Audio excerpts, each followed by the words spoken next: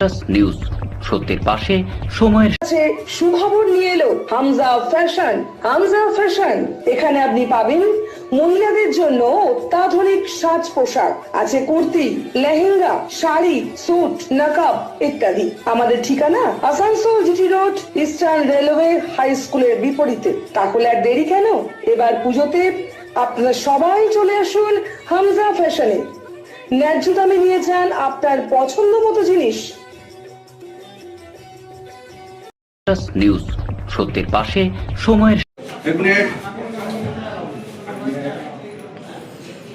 ঘড়ির কাঁটাকে নজরে রেখে বৃহস্পতির বেলা 12:20 আগেই আসানসোলে মহকুমা শাসক সদর বা এসডিও অফিসে মনোনয়নপত্র জমা দিলেন রাজ্যের বিদায় মন্ত্রী, আসানসোল উত্তর বিধানসভার তৃণমূল কংগ্রেসের প্রার্থী মলয় ঘটক।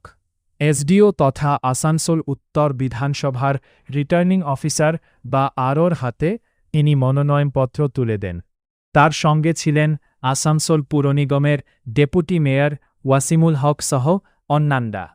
এক সাক্ষাৎকারে মলয় ঘটক বলেন, উন্নয়ন নিয়ে কি আর বলবো, মানুষের কাছে যাচ্ছি, তাদেরকে তৃণমূল কংগ্রেসকে ভোট দেওয়ার অনুরোধ করছি। রাজ্য সরকার আসানসোলের জন্য যা উন্নয়ন করেছে তা তো মানুষের চোখের সামনে রয়েছে, তারা সবকিছুই দেখতে পাচ্ছেন। আসানসোলে জেলা হাসপাতাল করা হয়েছে, নতুন ভবন হয়েছে, ডিএম অফিস, সিপি অফিস হয়েছে, সিবিআই আদালত হয়েছে। এবার মানুষ বিচার করবেন।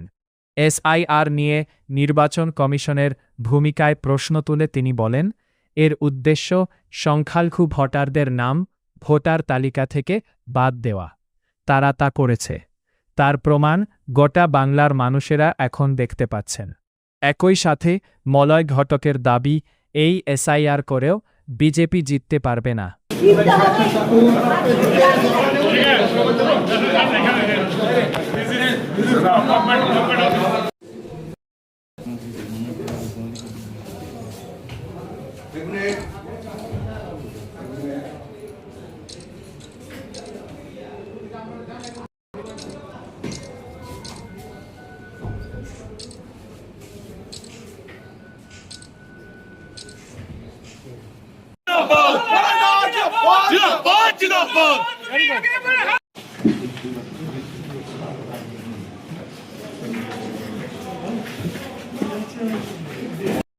নিউজ সত্যের পাশে সময়ের গ্রিন আসানসোল, ক্লিন আসানসোল, আপনাদের শহর আসানসোলকে। নিউজ সত্যের পাশে সময়ের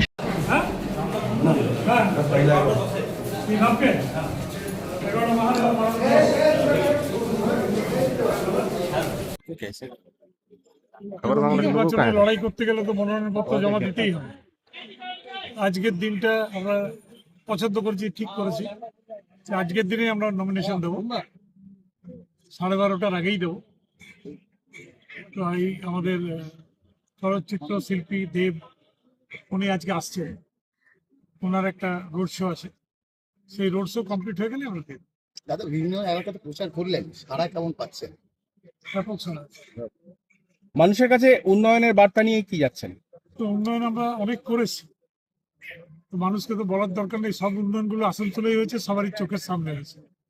ইউনিভার্সিটিও চোখের সামনে হয়েছে, এই সুপার স্পেশালিটি হসপিটালও হয়েছে চোখের সামনে, DM office, CP office, district জাজের কোর্ট, সমস্ত বিল্ডিংগুলোই তো চোখের সামনে। এছাড়াও ইউথ হোস্টেল হয়েছে, মহিলা থানা হয়েছে, আইটি হাব হয়েছে, অনেক কিছু। তারা এসআইআর নিয়ে যে একটা বিতর্ক চলছে, প্রচুর নাম বাদ গেছে, এমনকি মানে বাবার ছেলের নাম আছে, বাবার নাম নেই, কি বলবেন? দেখুন, এসআইআর করার উদ্দেশ্যই হচ্ছে বিশেষ করে যারা সংখ্যালঘু তাদের নামগুলো ভোটার লিস্ট থেকে কেটে দেওয়া, এবং যেভাবে এসআইআর হয়েছে আপনি দেখতে পাবেন এই সংখ্যালঘু বুথগুলোতেই নাম কেটেছে বেশি। তারপরেও তারা জিতবে না, এটুকু আমি গ্যারান্টি দিচ্ছি। কালকে হচ্ছে দেখা গেল, কালকে দিনভর মালদায়, আজকেও সকালবেলা এই এসআইআর কে কেন্দ্র করে অশান্তির একটা খবর রইল, এটা সম্পর্কে কি বলবো? আমার সেই খবর আমার নিজের নলেজে নেই, নলেজে না থাকলে বলা ঠিক। নিউজ সত্যের পাশে সময়ের